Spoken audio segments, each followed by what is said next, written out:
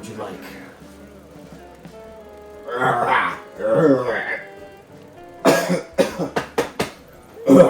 Howdy. Sorry about that. Had a little bit of a smoke outside. Ooh, that cigar's go crazy. Ooh. Yeah. Anywho, I'm not here for a drink about it. I'm actually, here looking for a detective. You know, anyone, have a shrew with the shroud, if you get what I'm saying. Have a little bit of cheddar with the meta, if you understand. I think I'm picking up what you're putting down.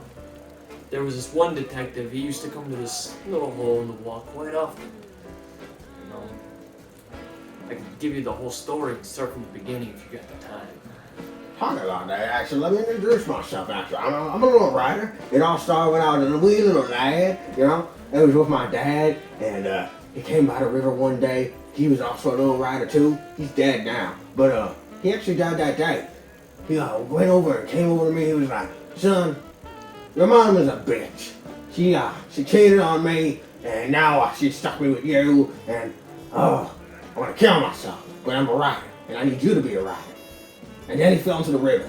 Never saw him again. But I'm a writer, right? I'm trying to get up there in the Google, so right up to the top. I'm gonna forget all of that the second you leave this place. Oh. But talk about my dad. He did say a saying. No, it's a great saying. What? Cheese. He doesn't spoil the time. What the fuck? Is that a great saying? No, that was stupid. Does that mean you got the time? Yeah.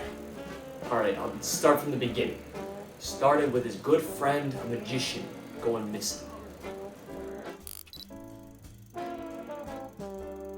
It was a cold, stormy night, and Jack Pepper just met this hot dame. Sorry, I cannot do this anymore. This is somehow going to give me lung cancer at the age of 20. And I'm already 20. Now, if you know this channel, you should know I'm never really one to care about a story. However, there are sometimes expectations where I really care about the story. This is one of those cases. Right off the bat, I'm gonna admit, this story isn't revolutionary, nor is it comparable to any really amazing stories in video games. But I can say that it kept me intrigued until the end. It had me telling my friend not to spoil the story for me because I was really interested in where it was going. And just as an FYI, I am not going to go over every little detail in the story. I am just going to give like a brief overview of it. So, spoiler warning. I will cover like endgame stuff. So the story starts with an old friend of Jack Pepper's named Steve Bandel going missing. Then, just like any normal story, it leads to a crazy scientist who's working with Steve to resurrect Steve's dead girlfriend as a robot, which Jack then destroys. Asshole. This case eventually hits a dead end, with Jack being unable to find Steve, but just as that case gets cold, another case comes to him. His other friend, Cornelius Stilton, comes to him about shrews going missing, which opens a whole can of worms Jack didn't want to be a part of. The majority of the police force was corrupt, and they were kidnapping the shrews, beating them, and then sending them off to who knows where. So Jack continues the case through the different leads he found, but eventually he finds a clue that begins to make him worried. It was a clue that connected this case to Steve's case, meaning Steve was somehow involved with all of this. And even though it worried him, he pressed on until eventually a hot dame came into Jack's office and told him about a case she wanted him to work on, promising it was a good one that would get a lot of eyes on him. She wanted Jack to investigate Betty Lynch's death. Now, Betty Lynch was an actress who died not that long ago, and who also happened to be Steve's girlfriend. So Jack takes the case, and as he continues through, all three of these cases start to become more and more connected. Figuring out that the Big Mouse Party was controlling the corrupted cops, had Betty killed, and were involved with Steve's operation.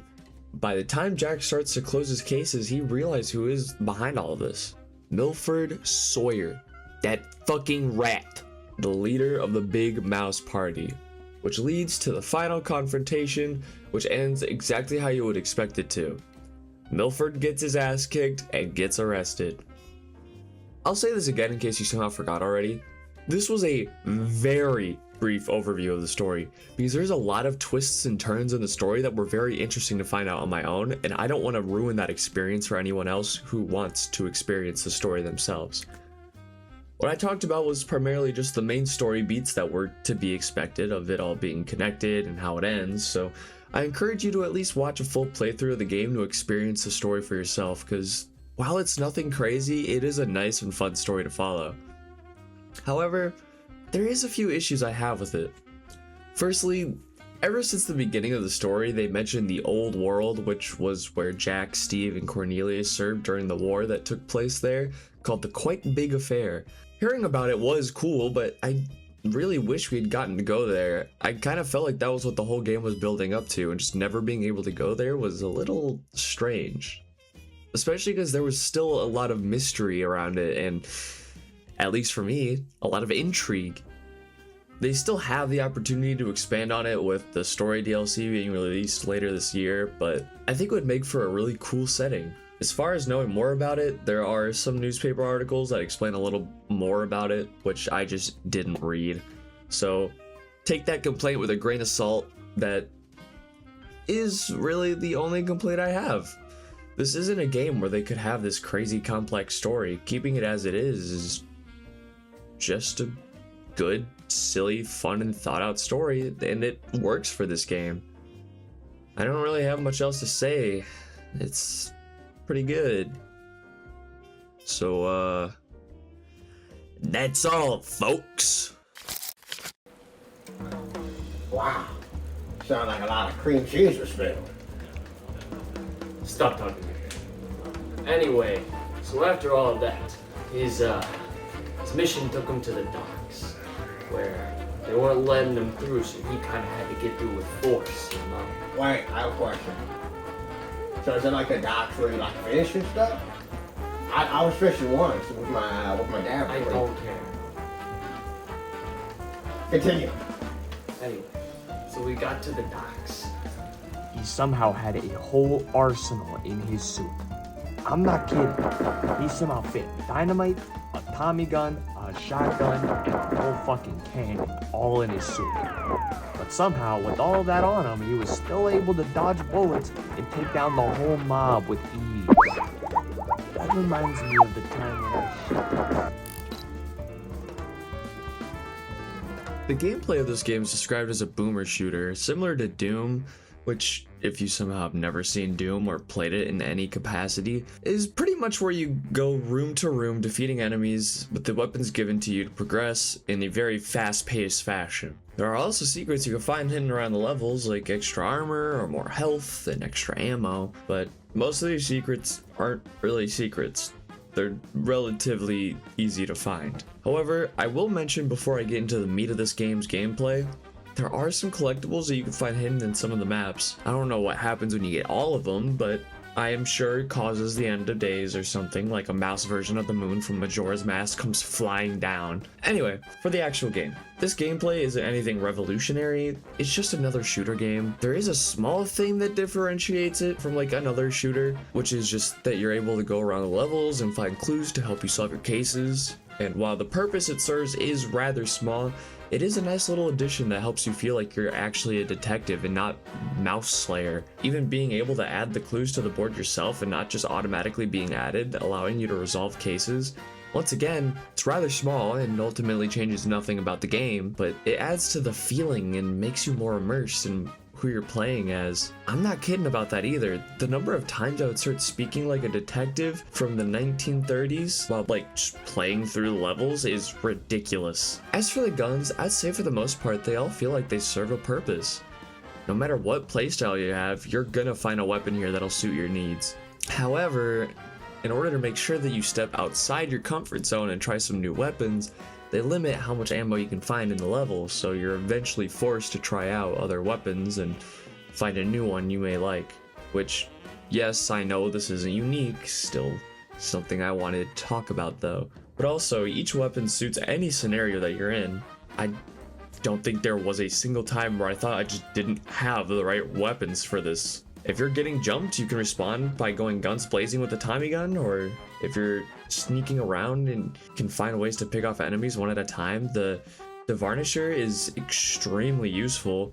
Or even if there's a bunch of enemies coming your way and they all are grouped up, you can just blow them all up with a cannonball or dynamite. I will admit, however, there are some guns that I would have really enjoyed using earlier in the game, but they don't get introduced till near the end. For example, the portable freezer or the or the jar head. This also shows a big issue I have with this game. There's no new game plus. I'm sure they have their reasons, but come on. This game is just begging for a new game plus. Once you beat a level, you're not able to go back to it.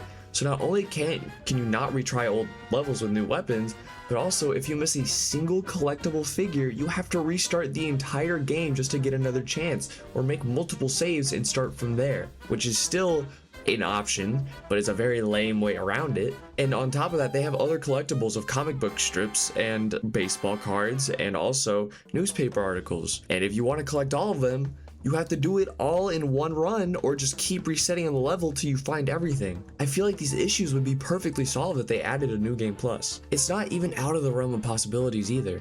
They plan on making DLC for the game, so there's 100% still time for them to add a new game plus. And while they're at it, another difficulty option would be nice too. I know this isn't supposed to be one of those bust your balls games, but I played on the hardest difficulty the whole way through and maybe ran into like 3 sections where I was struggling in the whole game. Other than that, I did everything pretty much on the first try. If they had just one difficulty that was harder than Super Sleuth, which is the hardest difficulty, then this game would feel like it covers a good range of different people's skill sets. Anyway, now it's time for the real part of the game, the baseball cards. Honestly, for being a side mode, it's pretty fun.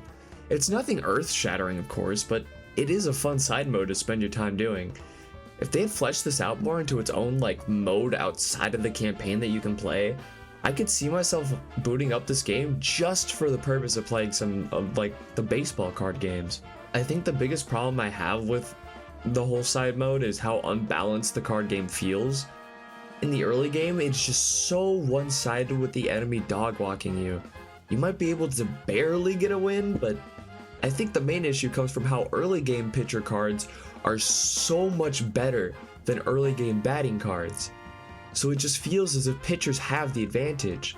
But then the exact opposite issue happens where when you get to late game, pitchers feel way too weak and batters feel way too broken. That's what I mean by if they fleshed out the system more and gave it more polish, it would have its own standalone mode outside of this main game, which would be really fun.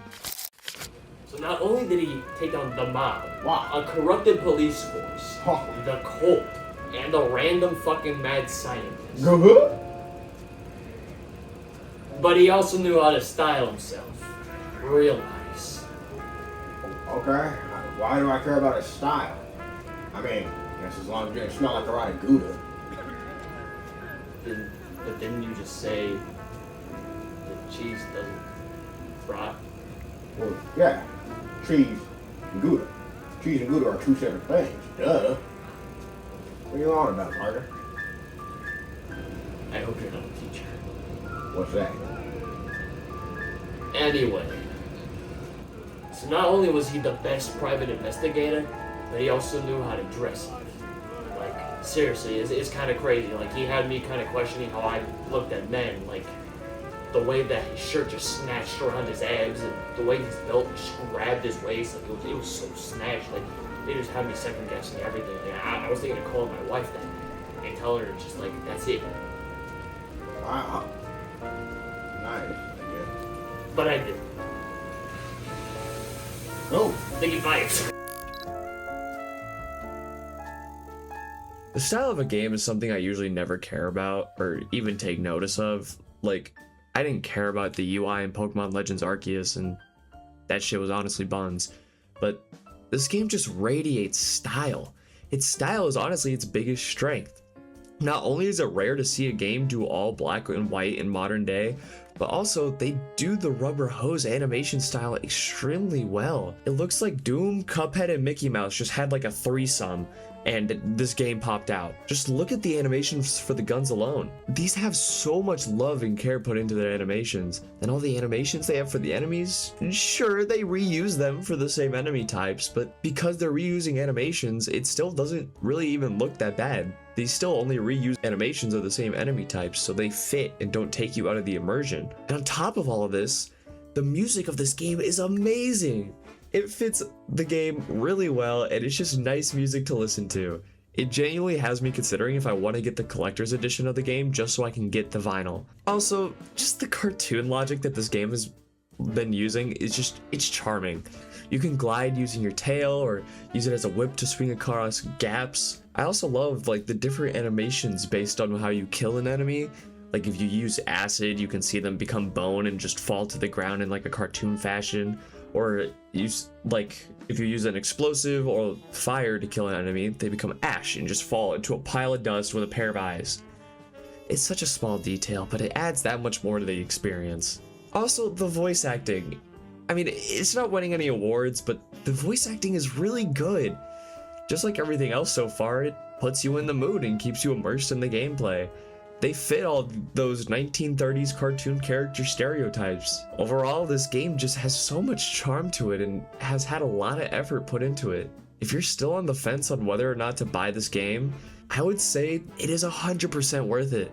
It's not a revolutionary game by any means, but if you're looking for a shooter that is full of charm, style, and care, this is it. Overall, I'd give this game a 6 out of 10. Oh, whoops. Sorry, that was the IGN script. I give this game a solid 8.5 out of 10. I think if they just added a new difficulty and a new game plus, this game would easily be a 9 out of 10. Great job. Wow! Thanks, Teach. Okay. Anywho, now I can actually write my story about my blog. When I get home, I'm gonna get a Nobel Peace Prize. I bet you. Ooh, it's gonna go crazy. I'm gonna get the ladies on me too. Oh, Dad was still alive. He'd be proud of me. I bet if I ever found him in that river, they'd bring him back to life and give me a big old hug, saying, "Son, I'm proud of you." Let me hug. It'll be great. I think that was actually the stupidest thing I've ever heard. In my whole life, I've never heard anybody as stupid as you. And I know I may look 72, but I'm actually 73. You know, just get out of my bar. Get out. But, No. You remember where the door is, right? You remember it up there? Obviously. I mean, like, it's a door, right? It's like the ones back at home where we keep all the horses and shit. Yeah. But, I do actually want to drink now. Feel a little parched. Can I get some milk? No. Get out. It's alright, I got some. Door's right there. I got a cow at home or something. Go home. I'll make sure to mention you in my blog, though. Please don't. It's gonna be great. I don't want to be associated with you in any way.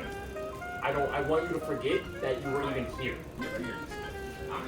No, I hate you.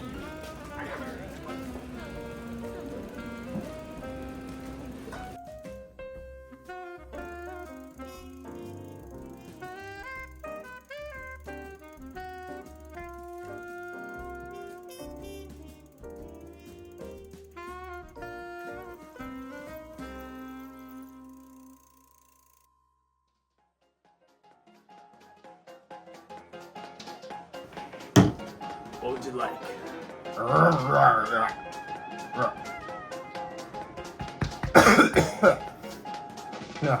Howdy, partner. Sorry about that. I'm actually just here for your time, not for a drink. Take a little smoke outside. It was pretty good. You know, I've been hearing a little bit about marijuana. It's crazy shit. Yeah, I wouldn't know. Fine.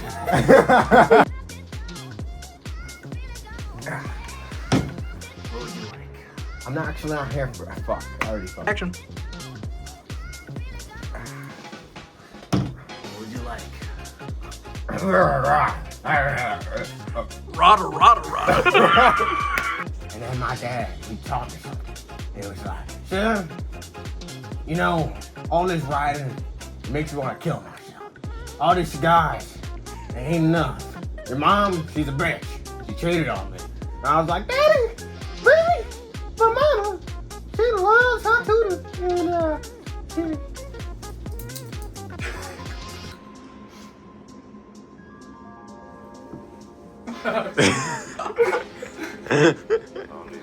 Thank you.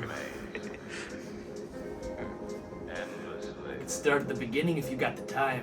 If that's the case, let me actually introduce myself real bad. So, Please it all do. start. Okay.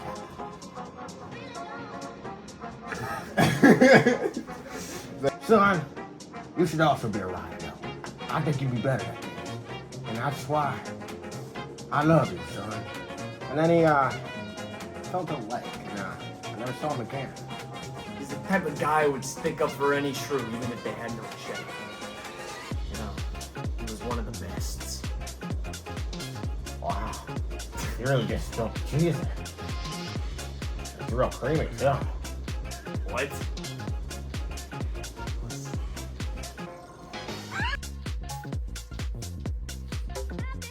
Not only was he able to take down the mob, a cult, line, and